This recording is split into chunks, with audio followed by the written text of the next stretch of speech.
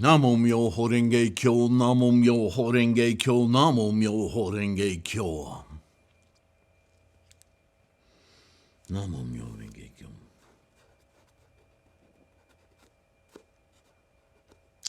Thank you for being here. Thank you for your practice. I hope that you're feeling well, secure, confident. This is one of those chapters we're in the middle of that it becomes, if you're looking for it, or if you know in advance, it becomes a very obvious the state of confusion in the translators' minds as they've translated these ancient texts from different languages.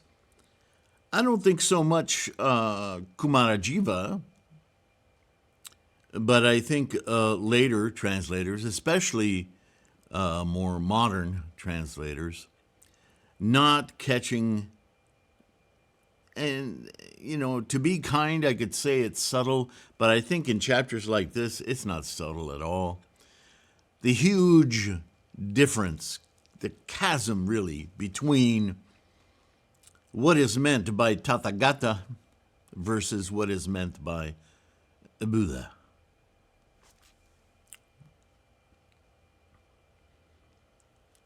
And I could see it easily in pre-Mahayana teachings. It's obvious, the confusion and why, just the capacity of the people.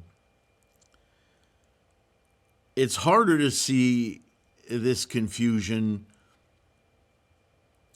in pre-Lotus Sutra Mahayana teachings,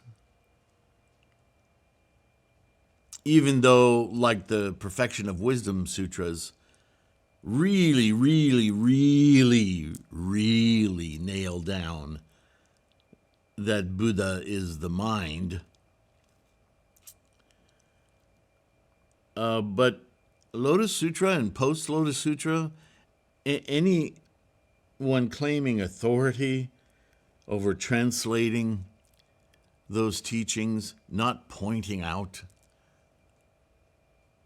the critical differences between Tathagata and Buddha, well, they're either not Buddhist or they're not Mahayana, certainly Lotus Sutra Buddhists. And I think it's insulting, really, to me, that somebody would take on the MahaPariNirvana Sutra from a Theravada perspective, or a Zen perspective, or a Pure Land perspective.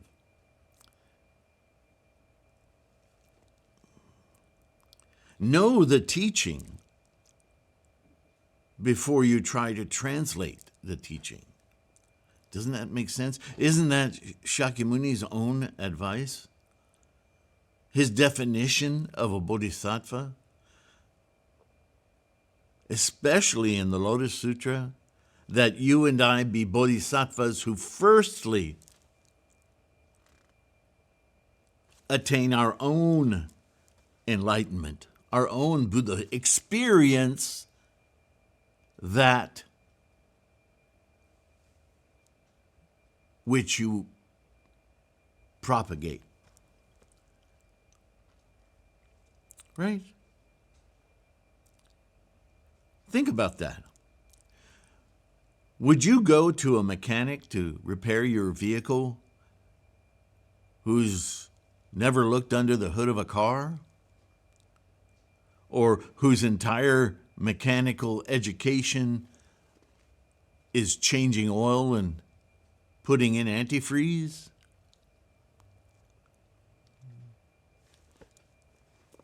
Wouldn't you want your mechanic to have intimate knowledge of how your internal combustion or electric motor works before you just handed him a bunch of tools and a huge hourly fee to repair your vehicle? right? It's just common sense. It's reason. And Buddhism is about reason. If it doesn't make sense, either you're way off or what you're reading is way off. If it doesn't make sense, it's not Buddhism. Buddhism is about making sense. O good man, for example, a house cannot stand in the air as it is for a moment. Makes sense. If one says that a house cannot remain in the air, this is not something that can be said. For this reason, one should not say a house in the air can stand or not. A common mortal may say that a house stands in the air, but there is no place in the air where it can remain. Why not? Because by nature, it has no place to stay. In other words, saying a house cannot stay in the air assumes the possibility that a house could get there in the first place. There is no there a house could occupy. Makes sense? It's just so blindingly obvious, yes? O good man, the same is the case with the mind. Do not say that it is its abode is in the 5 skandhas, the 3,000 realms, or the 12 spheres. The same with the life of no thought, of the Pure Land. Regarding any apprehension and sorrow of Shakyamuni Buddha, it is also like this. If he has no apprehension and sorrow, how can we say that he views all beings with an all-equal eye as though viewing Rahula? A person might well say that he has apprehension and sorrow, yet how then can one say that his nature is like the vacuum energy or transparent? So Shakyamuni is pointing out a difference here that should be common sense. If your mind is enlightened, why would you have these base, mundane, samsaric, emotive feelings? You've transcended those very things, which is by definition enlightenment. So how then, in your enlightenment, can you experience these things? Right? O good man, as an example, a magician may conjure up such diverse things as a palace, killing, long life, binding or undoing, gold, silver, beryl, treasures, forests and trees. But these have no place where they exist. They're illusions, right? Right?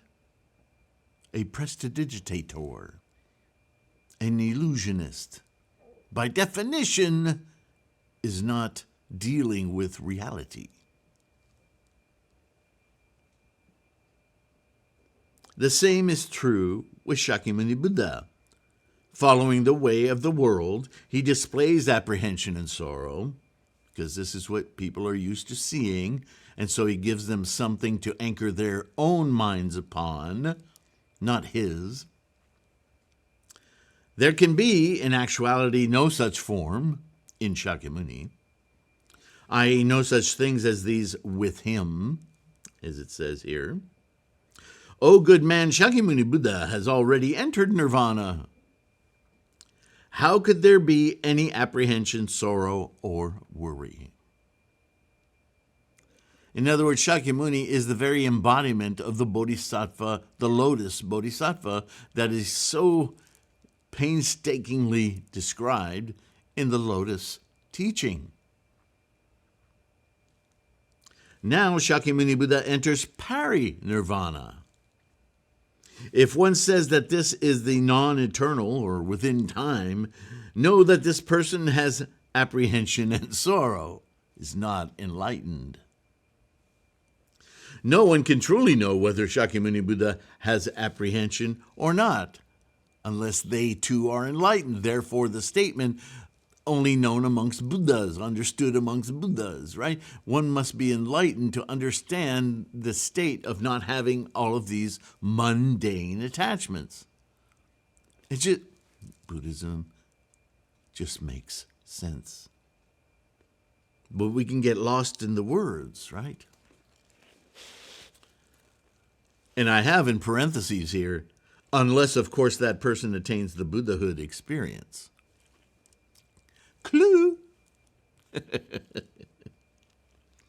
Also, next, O good man, as an example, a person who lives in a low social sphere can certainly know what obtains in the lower sphere of life, right? But he cannot know what obtains in the middle or upper spheres of life, right? Those of us who've been poor or really poor or houseless, whatever level of poverty, you can see people in the world who are wealthy, middle wealthy, have disposable income, but you don't know what that's like. You can only imagine, dream. Which is why so many people who are in lower economic realities, who win like lotteries and that kind of thing, end up poor in very short order. They have no idea about the management of money, wealth, perpetuating that very thing.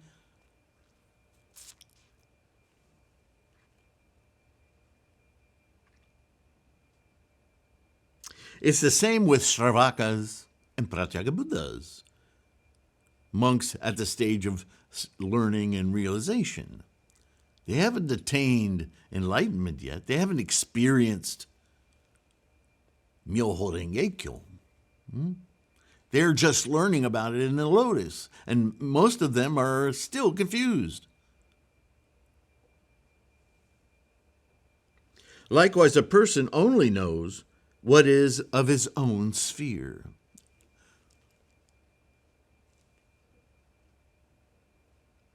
It is not thus with Shakyamuni Buddha. He knows his own sphere as well as those of others, because he wasn't born with a silver spoon. Although the stories say he was born a prince, because of his enlightenment, when he left the palace walls, he saw, remember? He saw hunger, animality, right? He saw lower life states, poverty, real poverty, sickness, death. And for Shakyamuni, and this was before he was Shakyamuni, those things he experienced were incredible motivators, and yet it took him years and years to finally understand those life states and attain his enlightenment, whereupon he became a bodhisattva, a lotus bodhisattva, wandering the world with enlightenment. Because he fully grasped and understood, behaved, and spoke like his Buddha mind, the people around him simply called him Buddha, the fully enlightened one, the thus come one, which literally means that. This is how he became enlightened. Thus come one. So even in the rhetoric, he's known as an ordinary man who has attained the state of enlightened being. But he's both. He's a bodhisattva.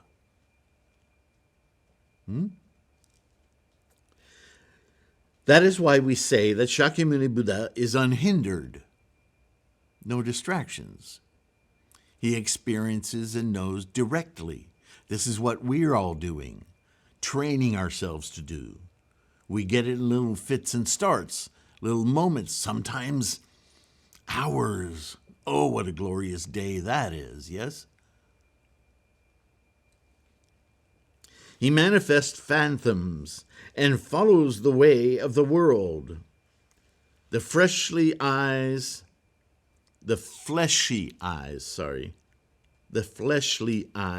of common mortals see this.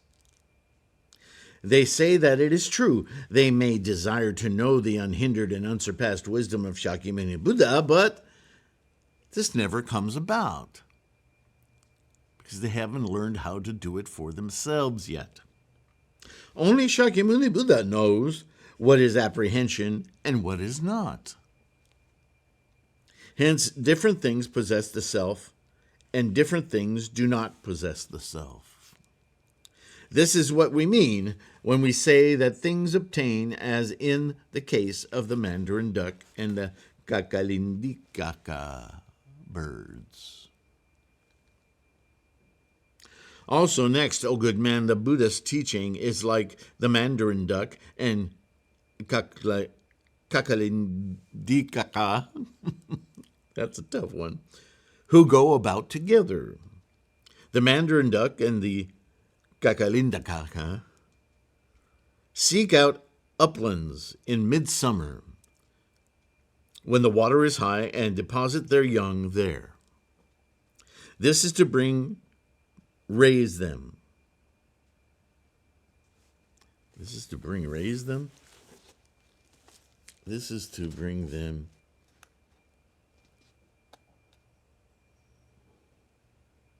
This is to birth and raise them. Later, they play as they originally ought to. The same is with the appearance of Shakyamuni Buddha. He teaches innumerable beings and enables them to abide in the wonderful Dharma. This is like the Mandarin Duck and the Kacalindikaka seeking out uplands and safely depositing their young ones there. The same with Shakyamuni Buddha. He enables beings to act as though they ought to act and enables them to enter MahaPariNirvana. Interesting. That's quite a leap, right? So what does he mean there? He teaches his students, monks, you and I, how to experience Buddhahood. All of his examples from our daily lives. Remember, the monks don't have the capacity at first, so he has to use what they already know and create personages and lead them to these imaginary states that they can conceive of. Even though he's just training them on what they can do for themselves, they're not ready to understand that. So he teaches it through storytelling. He's still teaching it through storytelling because he's talking to people here, monks, students, who still haven't gotten it. This is post-Lotus Sutra teaching, 8 years of it. So he's about to leave the world, and all these people come out of the woodwork and go, but... So he's using stories. And he's saying, look, since the beginning I've been teaching the way to get there, how to do this, what it's like to experience it. And at some point, you're going to take hold of this, which was my objective from the start, and lead yourself to the detachment, the nirvana of bodhisattva mind, Gohanzan mind, so that you can operate within and with the enlightened mind until you're done, you expire. At which point you too will enter MahaPariNirvana. Fully enlightened release. Release not only of the impressions and experiences of the mundane world, but the mundane world itself. The nirvana of no remainder, remember? You can look that up in Buddhism reference.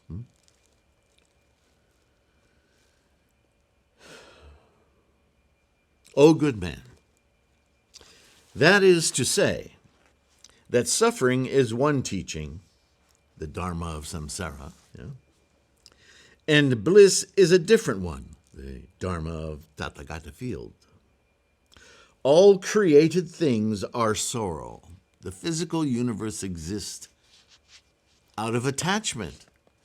How do atoms and molecules and you and I come together? It's all about a form of desire, of wanting to be. So therefore, everything is based on the illusion of what would it be like to be. So we have to remember that all of this is about this fantasy.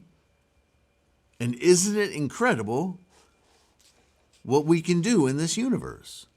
In a universe.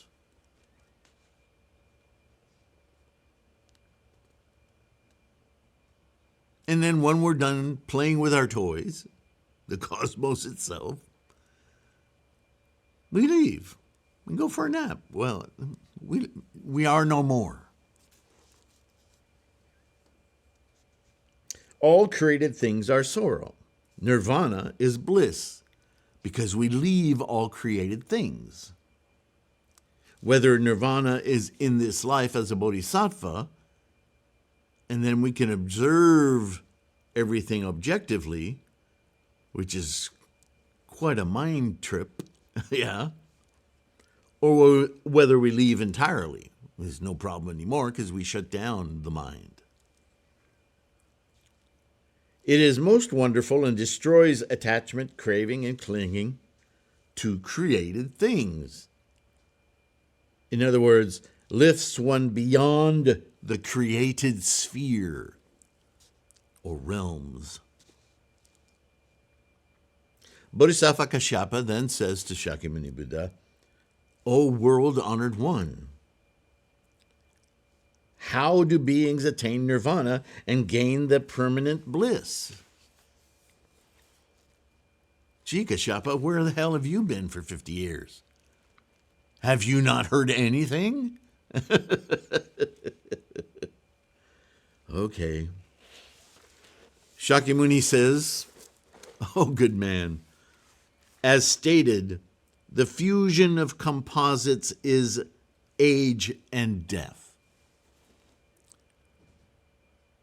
The fusion of composites. What's the fusion of composites?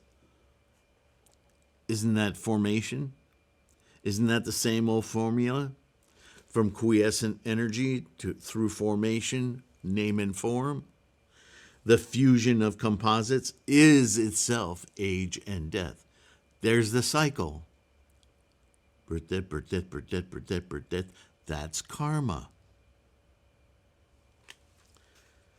So in Agatha, he says, if strict in one's ways of life and not indolent, this Amrita, the deathless ambrosia, to be indolent and not strict in one's way of life is death.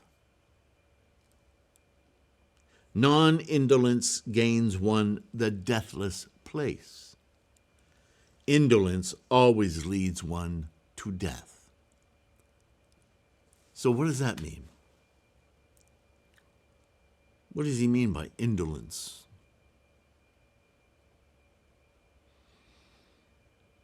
So, in a nutshell, humility.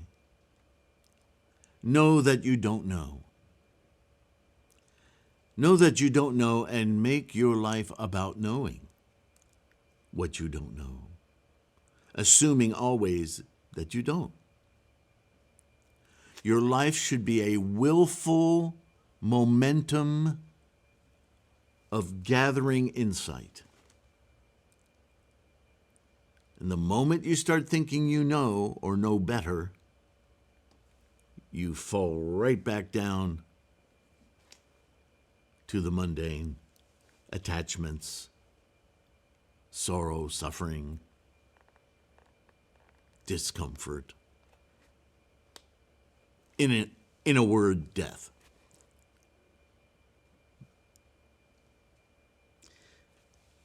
I take this middle line to be indolent and not strict. The word strict, you've heard me, I've often called myself a strict Nichiren Buddhist.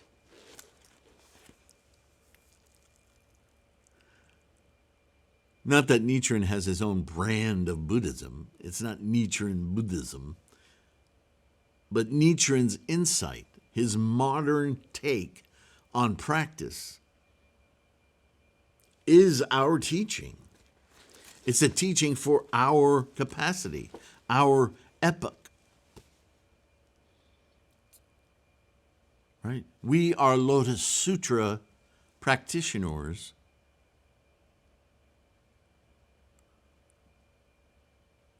via Nichiren's facilitating. Indolence is of the created, the foremost of suffering.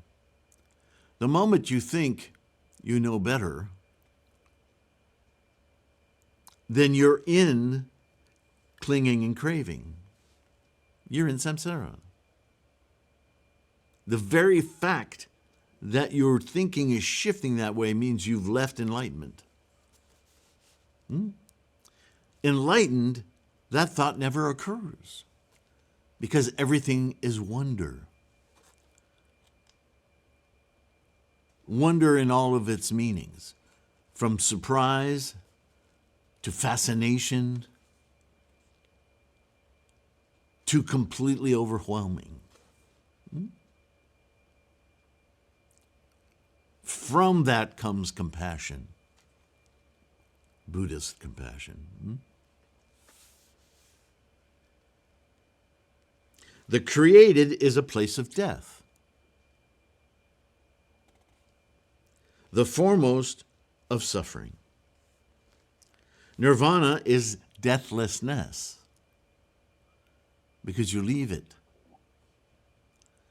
because it's no longer a preoccupation or a fundament in your thinking. The most wonderful bliss. Indolence calls in or is generated of the created. This too is spoken of, eternal bliss, deathlessness, and the body indestructible, which isn't a body at all, isn't it? It's a set of tendencies and conditions, which is what karma is. What is indolence and what is not? The unexalted or ignorant common mortal, i.e., a non-Buddhist heretic, like Jains, is of indolence and non-eternal, death. The world-fleeing exalted one, Shramana, belongs to the class of non-indolence in whom age and death has no abode. Why not? He gains the foremost of eternal bliss and nirvana. Right? Nichiren called himself the Shramana of Japan. The exalted persons of the supramundane stage have no indolence, and there exists for them no age and death. Why not? Nichiren called himself the Shramana of Japan, and yet many people would write of Nichiren that he was arrogant, that he was a bully, that he was, right? Headstrong. He was just full of conviction. It was others' impression that they were externalizing on him. He was the Shramana. They enter into the foremost stage of eternal nirvana. Hence, suffering and bliss are two different things. Self and non-self are two different things. Interesting. He identifies self as samsara and non-self as enlightened. A man stands on the ground and looks up at the sky where he can see no trace of where the birds have flown. The same is the case here. O good man, the same is the case with beings. They do not possess the emancipated mind-eye. Immersed in illusion, they cannot see the nature of Shakyamuni Buddha, which they possess. For this reason, I now expound the hitherto undisclosed teaching on selflessness. Why? A person who lacks the emancipated mind-eye does not know the true self, or because he estimates self in the wrong way. All things created by illusion are non-eternal. That is why I say that the eternal and the non-eternal are two different things. Duh. So again, with a gatha, if one with effort and courage, sounds like Nichiren here, gains the summit of a mountain, one sees the plains, the expanse of the fields, and all beings. Right? You ever climb up a big mountain or even a big tall building, and then you look out and everybody looks like ants. Everything looks so small from here because you can see such a wide expanse, yes? So he's equating that for the mind. Buddhism is about the mind, yes? As one gains the great palace of wisdom and the seat that is topless, topmost, and wonderful, one already makes away with apprehension and suffering and sees the apprehension of beings. When you're high above all of that, you can see the struggle of traffic and people trying to get places and so on and so forth. But from where you are, that's almost completely irrelevant. It's not your experience, certainly. Shakyamuni Buddha cuts off innumerable illusions, lives in the mountains of wisdom, and sees beings who live amidst innumerable billions of illusions. Right? Makes sense. Bodhisattva Kashyapa says to Shakyamuni Buddha, O world-honored one, things are not as stated in the Gatha. Oops, what did you not get? Why not? Because one who enters nirvana has no apprehension or joy. How can such a person gain the palace of wisdom? Moreover, living on the summit of the mountain, how can one see beings? He's too far away. How can he see them? Oh, Kashyapa. Shakyamuni Buddha says, O good man, the palace of wisdom is nirvana. It's not an actual mountain. The person with no apprehension is Shakyamuni Buddha. The person who has apprehension is the common mortal. The common mortal has apprehension, and Shakyamuni Buddha has not. The summit of Mount Sumeru is true emancipation. One who incessantly makes effort is like Mount Sumeru, which knows of no shaking. The earth is a thing created. All common mortals live quietude on the earth and do all manner of things. Wisdom is true awakening. A person away from existence is one eternal. This is Shakyamuni Buddha. So here he's just trying to draw for Kashyapa the one thing he keeps stumbling over. Thingifying stuff, possession, and the mental experience of. The mental experience of is not the thing. The thing is something else. The thing is mundane. It's earthly. It's attachment. It is non-enlightened. It is suffering. It is death. Thinking about the thing, observing that the thing can exhibit its various characteristics, potentials, is to consider the expression made or the potential of the expression.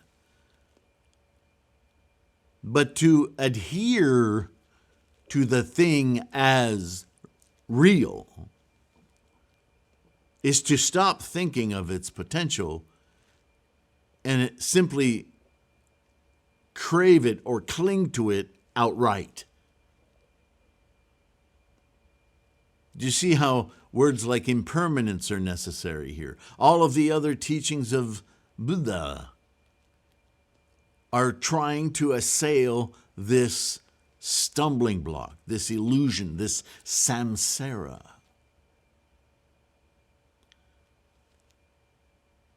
Shakyamuni Buddha has compassion for the innumerable beings who are exposed to the poisonous arrows of all existences. That is why we say that Shakyamuni Buddha has apprehension.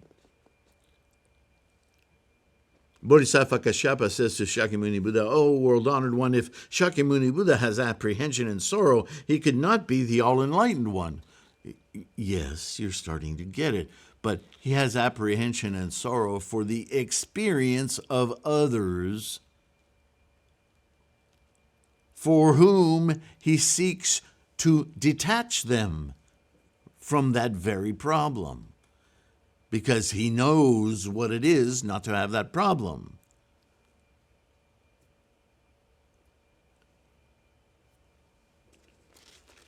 Words are duplicitous and they get in the way. Shakyamuni Buddha says to Kashyapa, all depends on the circumstances. If you're having apprehension and sorrow as a common mortal, you're consumed by it. If you're having apprehension and sorrow as an enlightened person, a Buddha, or Bodhisattva in this case, you are not consumed by it. They are simply aspects of your compassion. As he sees that his presence is called for to save beings, the Tathagata field manifests itself as Buddha. Though manifesting himself in life, there is yet truly no life.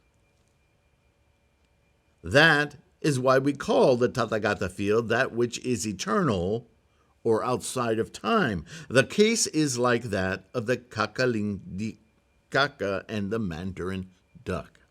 And we'll have to go read that story if you want to understand that analogy. So here I have a little note at the end of this chapter.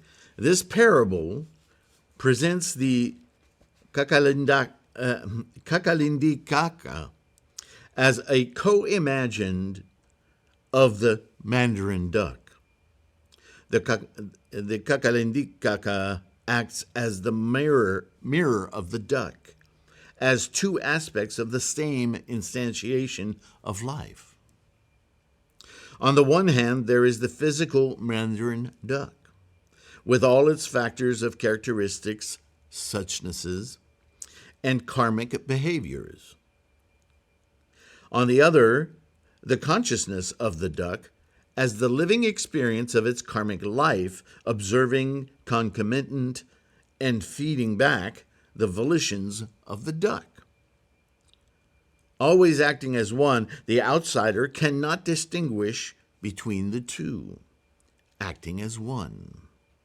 Only the Kacalindikaka has insight as to the actions of the Mandarin Duck. So there we have it, a brief version of the fable, the story.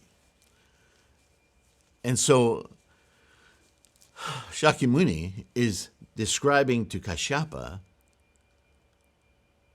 the conundrum, if you will, of the Bodhisattva, the true Lotus Bodhisattva, who has attained enlightenment and yet remained in the mundane name and form for the sole purpose of propagating the truth, the enlightened state.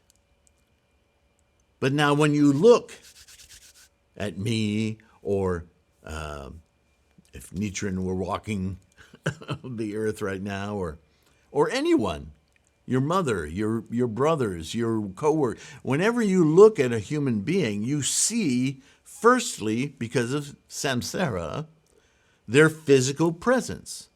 You can get to know a person's characteristics, habits, the makeup they wear, on and on and on. But it is impossible to see the workings of their mind, what they are thinking as they're analyzing you, which, as you know, you analyze constantly. And what comes out of your mouth is, most of the time, just convenient babble to navigate some particular instance of engagement. Even though your mind is also at the same time considering much larger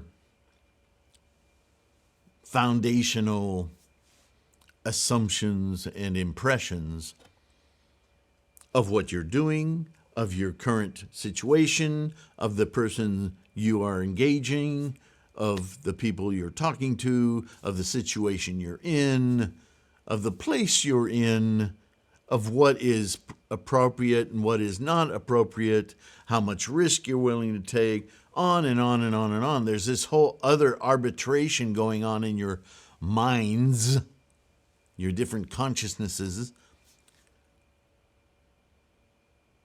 right? And even though you don't really think about it most of the time, every now and again it occurs to you, you're so happy that the people you engage with aren't aware of the kind of thoughts that are going through your head.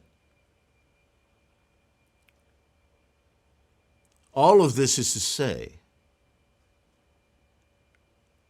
that Shakyamuni Buddha, or any bodhisattva who is touched or remains in or somehow gleans wisdom from their time spent in their Buddha mind, cannot be seen as such. So when you speak to somebody, they have to, as you do, speak in familiar terms of the mundane and the samsara in order to communicate anything at all. And this is one of the primary, if not the reason, why Shakyamuni suggests, and Nichiren repeats, that we should see all of those around us as having the Buddha mind. Right now, contemporaneously. Because then we would feel more natural, wouldn't we, to speak, even in samsara, from a disposition that is enlightened.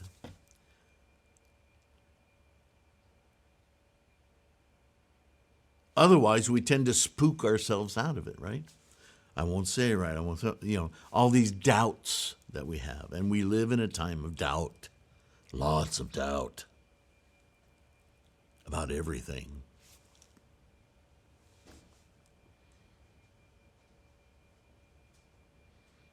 So if you just make a decision, a mental decision, that everyone you meet is, well, we know they have the ninth consciousness. We know they have Buddha nature. So just speak to the Buddha nature.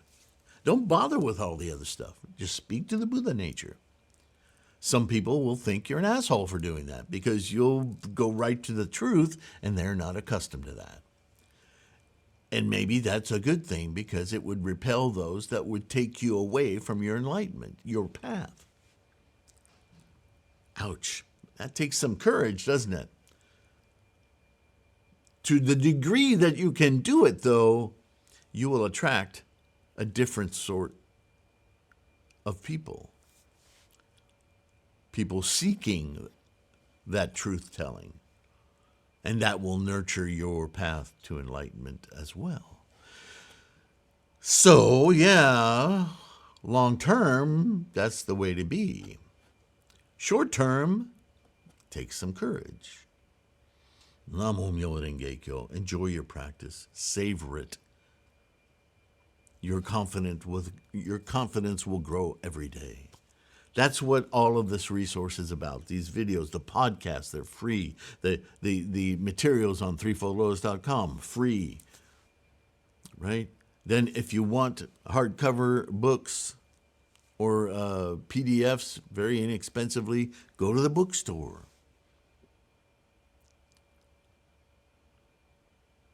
Get yourself a real Gohonzon mandala. The final expressions of Nichiren's incredible tool for mirroring our Gohonzon mind. That mandala, it's incredible. Namo Myoho Renge Kyo. Thank you for your practice. Thank you for your curiosity. Thank you for your loyalty to enlightenment. If you can help support this channel, Namo Myoho Renge Kyo. Gratitude. Truly. From everyone. All right. Take care of your health, and I'll see you in the next one, all right? Bye for now.